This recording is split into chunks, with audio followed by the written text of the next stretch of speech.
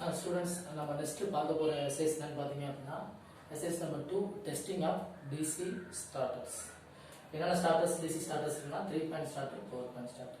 இப்போ இந்த எக்ஸசைஸ் குள்ள போறதுக்கு முன்னாடி ஸ்டார்டர்ஸ் எதுக்கு, ஸ்டார்ட்டோட தேவை எதுக்கு? ஒரு மோட்டார் ஸ்டார்ட் இல்லாம ஸ்டார்ட் பண்ண முடியாதா? ஸ்டார்ட் பண்ண முடியாது. DC மோட்டார் ஸ்டார்ட் பண்ண முடியாது. DC motor different types of DC motor இருக்கு. ஷண்ட் மோட்டார் இருக்கு, சீரிஸ் மோட்டார் இருக்கு, காம்பவுண்ட் மோட்டார் இருக்கு. ஒவ்வொரு மோட்டருக்கும் ஒவ்வொரு விதமான ஸ்டார்டர் நம்ம யூஸ் பண்ணுவோம். அது போற என்னென்ன ஸ்டார்டர் இருக்குன்னு போறதுக்கு முன்னாடி ஸ்டார்டர் எதுக்கு ஒரு டிசி மோட்டர் அப்படின்னா, ஸ்டார்டிங்ல மோட்டரோட ஸ்பீடு 0, ஏன்னா நிறையா இருக்கும் மோட்டர் ஆன் பண்றதுக்கு முன்னாடி.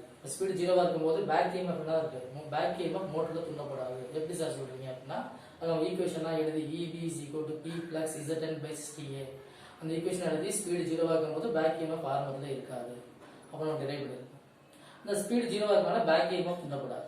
பேக் EMF தூண்டப்படாத நேரத்தில் நம்ம அந்த மோட்டருக்கு ஃபுல் வோல்டேஜ் கொடுத்தோம்னா என்ன ஆகும் அப்படின்னா, அந்த மோட்டரோட ஆர்மேச்சரோட ரெசிஸ்டன்ஸ், வைண்டிங் ரெசிஸ்டன்ஸ் ரொம்ப கம்மி. 0.6 1 ohms தான் இருக்கும். அந்த வைண்டிங் ரெசிஸ்டன்ஸ் கம்மியாக இருக்கனால அதை ஸ்டார்டிங் கரண்ட் அதிகமாக போயிடும். அப்போ வைண்டிங்லாம் டேமேஜ் ஆகிடும். அப்போ அந்த ஸ்டார்டிங்கில் கொடுக்கக்கூடிய வோல்டேஜை குறைக்கிறதுக்கு, ஸ்டார்டிங் கரண்ட் கம்மியாக போகிறதுக்கு மோட்டரில் நம்ம என்ன யூஸ் பண்ணுறோம் அப்படின்னா ஸ்டார்டர்ஸ் யூஸ் பண்ணுறோம். ஸ்டார்டர் இல்லாமல் யூஸ் பண்ணீங்க அப்படின்னா மோட்டரோட வைண்டிங் வந்து டேமேஜ் ஆகிடும்.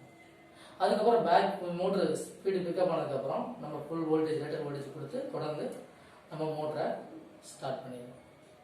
அப்போ ஒரு டிசி மோட்டரை ஸ்டார்ட் பண்ணுறதுக்கு ஸ்டார்டர் வேணும். அதில் நம்ம லேப்ல எக்ஸசைஸ் 2 எக்ஸசைஸ், ஒன்று வந்து 3 பாயிண்ட் ஸ்டார்டர் யூஸ் பண்ணி ஒரு எக்ஸசைஸ், இன்னொன்று 4 பாயிண்ட் ஸ்டார்டர் யூஸ் பண்ணி ஒரு எக்ஸசைஸ். டிசி மோட்டரில் டிசி ஷண்ட் மோட்டர் வந்து 3 பாயிண்ட் ஸ்டார்டர் யூஸ் பண்ணி ஸ்டார்ட் பண்ணுவாங்க. டிசி காம்பவுண்ட் மோட்டர் வந்து 4 பாயிண்ட் ஸ்டார்டர் யூஸ் பண்ணுவாங்க. ஏன் சார் மாற்றி யூஸ் பண்ணக்கூடாதா? ஷண்ட் மோட்டர் வந்து 4 பாயிண்ட், அதெல்லாம் கிளாஸ் டிஸ்கஸ் பண்ணியாச்சு. அட்வான்டேஜ் டிஸ்அட்வான்டேஜ்லாம் நம்ம லேப்ல 3 பாயிண்ட் ஸ்டார்டர் வந்து ஷண்ட் மோட்டருக்கு யூஸ் பண்ணுறோம், 4 பாயிண்ட் ஸ்டார்டர் வந்து காம்பவுண்ட் மோட்டருக்கு யூஸ் பண்ணுறோம். நம்ம 3 பாயிண்ட் ஸ்டார்டரோட டிஸ்அட்வான்டேஜ்லேயே சொல்லியிருக்கோம்.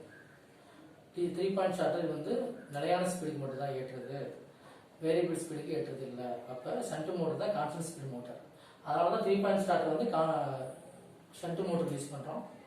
வேரியபிள் ஸ்பீடு யூஸ் பண்ணுற வேணுங்கிற இடத்துல நம்ம 4 பாயிண்ட் ஸ்டார்டர் யூஸ் பண்ணுறோம். அதோட டிஸ்அட்வான்டேஜ் என்ன பிரச்சனைங்கிறது நம்ம கிளாஸில் சொல்லியாச்சு, அதான் தேவையில்லை. இப்போ இந்த எக்ஸசைஸ் தான் பண்ண போகிறோம். First 3 point starter. உங்களுக்கு எக்ஸாமில் ஏதாவது ஒரு பையனுக்கு 3 பாயிண்ட் ஸ்டார்டர் வந்திருக்கும், ஒரு பையனுக்கு 4 பாயிண்ட் ஸ்டார்டர் வந்திருக்கும். 2 ஸ்டார்டருமே வந்திருக்காது. ஒருத்தருக்கு 3 பாயிண்ட் ஸ்டார்டர், ஒருத்தருக்கு 4 பாயிண்ட் ஸ்டார்டர். 3 பாயிண்ட் ஸ்டார்டர்னா இந்த சர்க்யூட் டயக்ராம், ஷண்ட் மோட்டருக்கு டயக்ராம் போடணும். 4 பாயிண்ட் ஸ்டார்டர்னா காம்பவுண்ட் மோட்டர் டயக்ராம் போடணும். இந்த சர்க்யூட் டயக்ராம் வச்சுக்கிட்டே நம்ம அடுத்த சைஸ்க்கும் டயக்ராம் படிக்க தேவையில்லை. இந்த சைஸ்லேயே நம்ம 4 பாயிண்ட் ஸ்டார்டர் மாற்றிடலாம், காம்பவுண்ட் மோட்டர் மாற்றிடலாம். இப்போ அந்த சைஸ் அதை தெளிவாக படிச்சுக்கலாம். சர்க்யூட் டயக்ராம் ஃபர்ஸ்ட் இந்த சைஸ் என்ன பண்ணிருப்பாங்க, construct and testing of 3 point starter question paper கொடுத்துருப்பாங்க பார்ட் A. இப்போ நம்ம என்ன பண்ணுவோம், எய்ம் போட்டு 2 போட்டு construct and testing of 3 point starter using DC shunt motor. Using DC shunt motor நம்ம கொடுத்துருப்பாங்க. முன்னாடி 2 மட்டும் தான் போட போகிறோம். அடுத்து என்ன தேவை, இந்த எக்ஸசைஸ் செய்யறதுக்கு என்னென்ன தேவை, இந்த எக்ஸசைஸ் செய்யணும்னா நமக்கு என்னென்ன தேவை, அதுதான் அப்பாரட்டஸ் ரிப்பேர்டு. அது நம்ம கொடுத்துருக்கோம். Serial number, name of the apparatus, என்னென்ன அப்பாரட்டஸ் தேவை, அது ரேஞ்சுனா அது குவான்டிட்டினா எத்தனை தேவை, இதெல்லாம் நீ மாப்பிளம் பண்ண தேவையில்லை. எல்லாமே சர்க்யூட் டயக்ராம் வச்சு எழுதிடலாம். முன்னாடி சொல்லியிருக்கேன். நான் மெயினாக படிக்கிறது சர்க்யூட் டயக்ராம் தான். ரைட். இப்போ நம்ம வந்து யூஸ் பண்ணி 3 point starter shunt motor use பண்ணி, ஷண்ட் மோட்டருக்கு வந்து 3 பாயிண்ட் ஸ்டார்டர் யூஸ் பண்ணி ஸ்டார்ட் பண்ண போகிறோம். அப்போ ஷண்ட் மோட்டர் வேணும். ஷண்ட் மோட்டர்னா எப்படி இருக்கும், ஒரு ஷண்ட் டிசி மோட்டர் 2 வைண்டிங் இருக்கும். ஒன்று ஃபீல்டு வைண்டிங், ஸ்டேட்டரில் ஃபீல்டு வைண்டிங் இருக்கும், ரோட்டால் ஆர்மேச்சர் வைண்டிங் இருக்கும். ஷண்ட் மோட்டரில் ஃபீல்டு வைண்டிங் ஆர்மேச்சர் வைண்டிங் பேரலாக இருக்கும். அப்போ இதுதான் டிசி ஷண்ட் மோட்டார். இப்போ இந்த ஷண்ட் மோட்டருக்கு என்ன தேவை, ஸ்டார்டர் தேவை. அடுத்த ஸ்டெப் என்னது, ஸ்டார்டர். என்ன ஸ்டார்டர் தேவை யூஸ் பண்ண போகிறோம், 3 பாயிண்ட் ஸ்டார்டர். LFA 3 பாயிண்ட் இருந்தால் 3 பாயிண்ட் ஸ்டார்டர். Lனா லைனு, Fனா ஃபீல்டு, Aனா ஆர்மேச்சர். Fனா ஃபீல்டு, அதாவது ஃபீல்டு வைண்டிங்கோட கனெக்ட் பண்ணுறதுனால field point.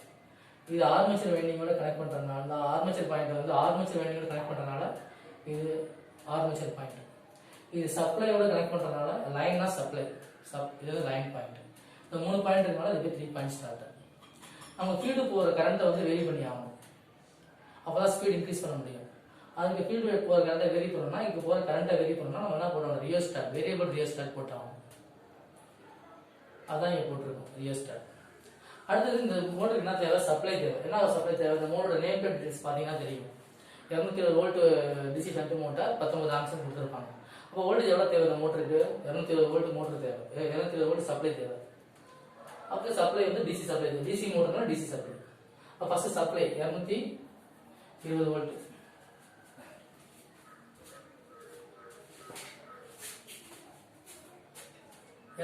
Volt DC supply தேவை.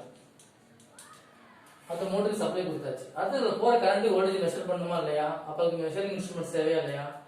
அப்போ என்னைக்குமே சொல்லியிருக்கேன், என்னைக்குமே வோல்டேஜை மெஷர் பண்ணணும்னா நம்ம சப்ளைக்கு பேரலா தான் கனெக்ட் பண்ணி ஆகணும். கரண்ட்டை மெஷர் பண்ணணும்னா சீரியஸாக கனெக்ட் பண்ணணும். அதான் சீரியஸாக கனெக்ட் பண்ணியிருக்கோம். இப்போ சர்க்யூட் டயக்ராம். என்ன அந்த சர்க்யூட் டயக்ராம்ல அந்த மோட்டருக்கு தேவையான சப்ளை, அடுத்தது measuring instruments volt meter, ammeter, அந்த மோட்டர் ஸ்டார்ட் பண்ணக்கூடிய starter 3 point starter, field winding வந்து ஃபீல்டு பாயிண்ட் கனெக்ட் பண்றோம், ஆர்மேச்சர் பாயிண்ட் வந்து ஆர்மேச்சர் வைண்டிங் கனெக்ட் பண்றோம். அவ்வளவுதான். இதெல்லாம் வெஸ்டர்க்கு ஒண்ணுமே கிடையாது. DC circuit diagram படிச்சிடலாம்.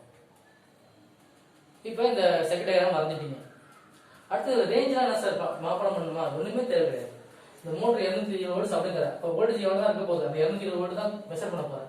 அப்போ 220 வோல்ட்டுக்கு மீட்டர் நம்மகிட்ட கிடையாது, அவர் அதிகமா சூஸ் பண்ணி ஆகணும். நம்ம லேப்ல எவ்வளவு வோல்ட் மீட்டர் இருக்கு? 300 இருக்கு. அப்ப 300 வோல்ட் உள்ள டிசி மீட்டர் யூஸ் பண்ணிக்கணும். டிசியை மெஷர் பண்றதுக்கு, டிசியை மென்ஷன் பண்றதுக்கு விகே அது கோட் பண்ணணும். டிசினாலே மூவிங் காயில் தான், அதனால எம்சின்னு போட்டுக்கிறோம்.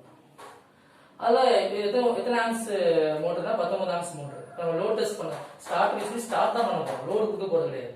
அப்போ 2 ஆம்ஸ் 1 ஆம்ஸ் 1.5 ஆம்ஸ் தான் கரண்ட் போக போகுது. அப்போ நம்ம லேப்ல வந்து 5 ஆம்ஸ் உள்ள மீட்டர் போட்டுக்கலாம், இல்லை 10 ஆம்ஸ் உள்ள மீட்டர் போட்டுக்கலாம். அதை இண்டிகேட் பண்ணும் 0 to 10 ஆம்ஸ்.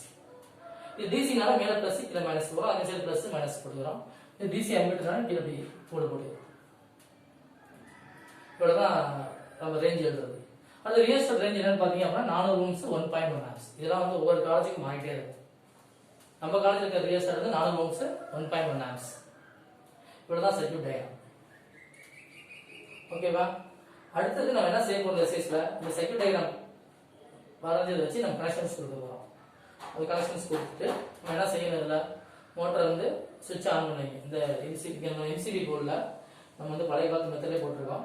இது பேர் டிபிஎஸ்டிஎஸ் சுவிட்ச் தான் பழைய காலத்துல போடுவாங்க. டபுள் போல் சிங்கிள் த்ரோ சுவிட்ச், அப்புறம் ஃபியூஸ் இருக்கு. இப்போ இதெல்லாம் எல்லாம் சேர்ந்த செட்டப்பா எம்சிபி யூஸ் பண்ணிக்கலாம். எம்சிபி ஆன் பண்ணுவீங்க.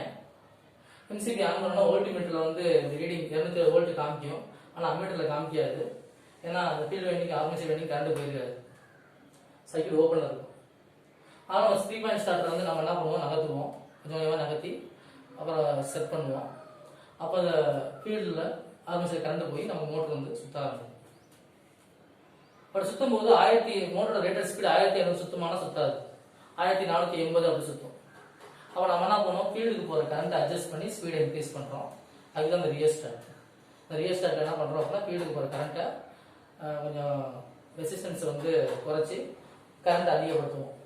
அப்போ ஃபீல்டுக்கு போகிற கரண்ட் இன்க்ரீஸ் ஆகி நமக்கு வந்து 1500 ஸ்பீடு செட் பண்ணிடணும். அந்த ரீடிங் தான் எழுதுவோம் 1500. அப்போ அந்த வோல்ட்மீட்டர்லையும் அம்மீட்டர்லையும் என்ன கரண்ட், என்ன வோல்ட்மீட்டர் என்ன வோல்டேஜ், அம்மீட்டர்ல என்ன கரண்ட் பார்த்து எழுதினா எக்ஸசைஸ் முடிஞ்சு போச்சு.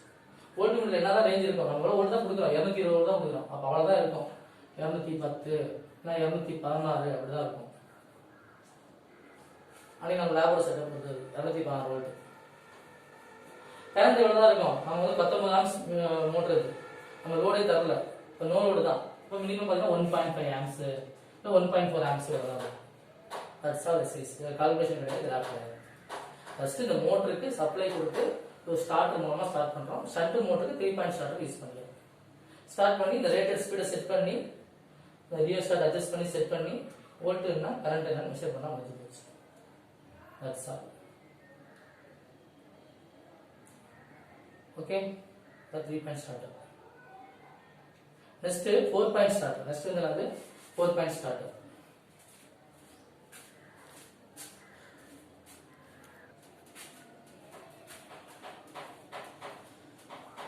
நம்ம 4 பாயிண்ட் ஸ்டார்டர் போறதுக்கு முன்னாடி இந்த 3 பாயிண்ட் ஸ்டார்டருக்கு எப்படி இந்த பண்றதுக்கு என்ன அப்பாட சர்க்யூட் எப்படி எழுதுன்னு பார்த்தோம்னா, ஃபர்ஸ்ட் நம்ம சர்க்யூட் என்ன தேவை, சப்ளைலாம் எழுதணும்னா ஃபர்ஸ்ட் நம்ம என்ன இருக்கு, வோல்ட்மீட்டர் இதெல்லாம் எழுதணும். அதான் எம்சிபி போட்டுறோம் சுவிட்ச். ஃபர்ஸ்ட் இங்கே ஸ்டார்ட் பண்ணுங்க, மெஷரிங் இன்ஸ்ட்ருமெண்ட். ஃபர்ஸ்ட் வோல்ட்மீட்டர், அதோட ரேஞ்ச் என்ன, 0 to 300 வோல்ட் எம்சி. எத்தனை வேணும், ஒன்று வேணும், ஒன்று தான் இருக்கு. அடுத்த சர்க்யூட் என்ன இருக்கு, அம்மீட்டர். அது அம்மீட்டர்னு போட்டு அதோட ரேஞ்ச் என்ன, 0 to 10 ஆம்ஸ் தான். ஏன்னா நம்ம வரக்கூடிய கரண்டே 2 ஆம்ஸ் தான், நம்ம வந்து 20 ஆம்ஸ் மீட்டர்லாம் போகணும் தேவையில்லை. இன்னும் 5 ஆம்ஸ் மீட்டர் தான் கூட நம்ம லேப்ல போட்டுக்கலாம். அதில் 0 to 10 amps மீட்டர் போட்டிருக்கோம். அது எம்சி மூவிங் கால்குலேட்டர் டிசினால. அடுத்து என்ன வேணும் 3 பாயிண்ட் ஸ்டார்டர். அடுத்து என்ன வேணும் ரியர் ஸ்டார்ட் அதோட ரேஞ்ச் 400 ohms 1.1 amps. அடுத்து என்ன வேணும் ஷண்ட் மோட்டர் வேணும். அது கொடுத்துருக்கோம் 220 வோல்ட் 19 amps ஷண்ட் மோட்டர். இதெல்லாம் நம்ம நேம் பிளேட்டை பார்த்து எழுதிக்கலாம். ஓகேவா? அடுத்து கண்டிங் ஒயர்ஸ் தேவை. இதெல்லாம் பார்க்காமே எழுதலாம். நம்ம டயக்ராம் வச்சு இதெல்லாம் எழுதிடலாம். அடுத்து டேப்லெட்ஸ் எப்படி நான் வச்சுக்கிறது? நம்ம என்ன எழுதி எடுக்க போகிறோம்? மோட்டர் ஆன் பண்ணி அது எவ்வளோ வோல்டேஜ் போகுது, எவ்வளோ கரண்ட் போகுது, அதோட ஸ்பீட் என்ன, இதுக்கு நம்ம டேப்லெட்ஸ் படிக்கணும். அதான் லோடு கொடுக்காம நம்ம அது எக்ஸசைஸ் செய்யறதுனால இந்த மோட்டருக்கு no load voltage, no load current, மோட்டரோட ஸ்பீட், இப்படிதான் டேப்லெட்ஸ் முடிஞ்சு போச்சு. அடுத்தது 4 பாயிண்ட் ஸ்டார்டர் நம்ம இதுல இந்த டயக்ராம்ல மாத்திரலாம். 4 பாயிண்ட் ஸ்டார்டர் என்ன ஆகுது? 4 பாயிண்ட் ஸ்டார்டர் 4 பாயிண்ட் இருக்கணும். அது என்ன மோட்டர் யூஸ் பண்ணுவாங்க? Compound motor. அப்ப அது ஷண்ட் மோட்டரா இருக்கிறத காம்பவுண்ட் மோட்டரா மாறும். காம்பவுண்ட் மோட்டர்னா என்ன இருக்கும்? நமக்கு 2 ஃபீல்டு வைண்டிங் இருக்கும். எத்தனை ஃபீல்டு வைண்டிங் இருக்கும்? 2 ஃபீல்டு வைண்டிங். ஒரு ஃபீல்டு வைண்டிங் வந்து ஆர்மேச்சர் வைண்டிங்க்கு பேரலா இருக்கும். இன்னொரு ஃபீல்டு வைண்டிங் வந்து ஆர்மேச்சர் வைண்டிங்க்கு சீரிஸா இருக்கும். இதுதான் நம்ம S1 S2 நம்ம லேப்ல போடுவோம். இது ஃபீல்டு வைண்டிங் தான். ஒரு ஃபீல்டு வைண்டிங் வந்து ஆர்மேச்சருக்கு பேரலா இருக்கும். ஒரு ஃபீல்டு வைண்டிங் இன்னொரு ஃபீல்டு வைண்டிங் வந்து ஆர்மேச்சருக்கு சீரிஸா இருக்கும். அப்ப அந்த காம்பவுண்ட் மோட்டருக்கு நம்ம என்ன ஸ்டார்டர் யூஸ் பண்ணோம்? 4 பாயிண்ட் ஸ்டார்டர் யூஸ் பண்ணியானோம். 4 பாயிண்ட் வரும். ஒன்னு வந்து லைன் பிளஸ், இன்னொன்று வந்து லைன் மைனஸ். 4 பாயிண்ட். இந்த L மைனஸ் வந்து என்ன பண்ணுவாங்க அப்படின்னா டேரக்டா கனெக்ட் விட்டுருவாங்க. L மைனஸ் என்ன பண்ணிடுவாங்க அப்படின்னா இதான் L minus, L plus L minus, L minus டேரக்டா மைனஸ் பாயிண்ட். L பிளஸ்னா சப்ளையோட இந்த லைன் பிளஸ் பாயிண்ட், லைனோட பிளஸ் பாயிண்ட். L மைனஸ்னா லைனோட மைனஸ் பாயிண்ட். அது கனெக்ட் பண்ணிடுறாங்க. முடிஞ்சு போச்சு. 4 பாயிண்ட் ஸ்டார்டர். இது என்ன ஸ்டார்டர்? 4 பாயிண்ட் ஸ்டார்டர் யூஸ் பண்ணி காம்பவுண்ட் மோட்டரை ஸ்டார்ட் பண்றோம். Same procedure. ஃபர்ஸ்ட் எடுத்தோட ரேட்டட் ஸ்பீடு வந்து டக்குனு பிக்கப் ஆயிடும். ஏன்னா அதோட ஃபீல்டு கரண்டோட வேல்யூ வந்து ரொம்ப கம்மி, 0.6 amps தான். அது ஸ்பீட் டக்குனு பிக்கப் ஆயிடும். அப்போதைக்கு வோல்டேஜ் என்ன, கரண்ட் என்னன்னு பார்த்துக்கலாம். இது முடிஞ்சு போச்சு. அந்த ரியோ ஸ்டார்ட்ல வந்து ரெசிஸ்டன்ஸ் அட்ஜஸ்ட் பண்ணி வேரி பண்ணி நமக்கு வந்து ரேட்டட் ஸ்பீடை செட் பண்ணிட்டு வோல்டேஜ் என்ன, கரண்ட் என்னன்னா முடிஞ்சு போச்சு. அவ்வளோதான். இந்த 3 பாயிண்ட் ஸ்டார்ட் கூட 4 பாயிண்ட் ஸ்டார்ட்னு பார்த்தீங்கன்னா முடிஞ்சு போச்சு.